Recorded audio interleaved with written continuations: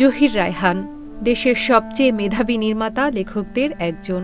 জন্মেছিলেন ১৯৩৫ সালের ১৯ আগস্ট ফেনী জেলার মজুপুর গ্রামে। সিনেমা জগতে তার প্রথম পদার্পণ ১৯৫৭ সালে জাগো হুয়া সাভেরা নামের একটি উর্দু সিনেমাতে সহকারী পরিচালক হিসেবে জহির রায়হানের যাত্রা শুরু হয় ১৯৬১ সালে কখনো আসেনি সিনেমার মাধ্যমে।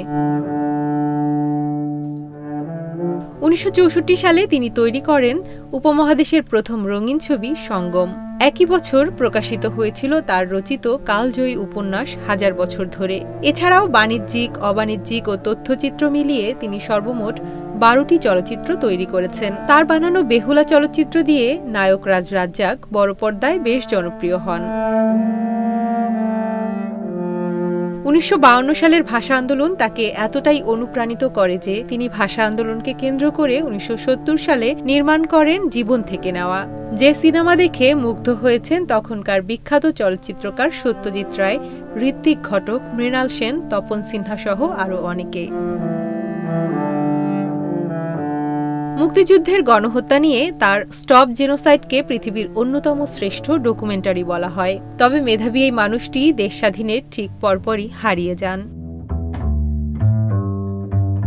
১৯৭২ সালের ৩০ জানুয়ারি রোববার সকালে রফিক নামের এক অজ্ঞাত ব্যক্তির টেলিফোন কল আসে জহির রায়হানের বাসায়।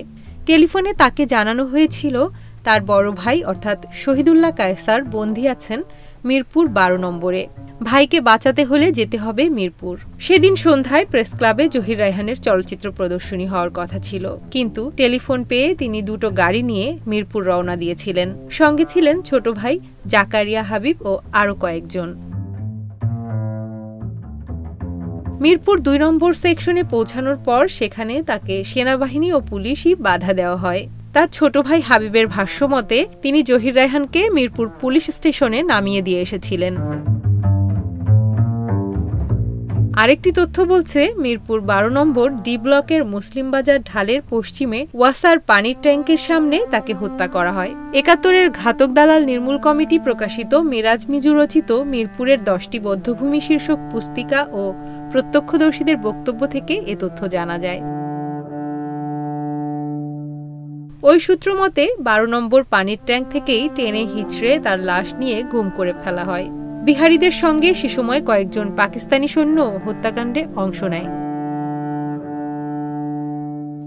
জহির রায়হানকে হত্যার পরদিন ৩১ জানুয়ারি মিরপুর মূলত বিহারী ও পাকিস্তানি সেনাদের দখলমুক্ত হয়।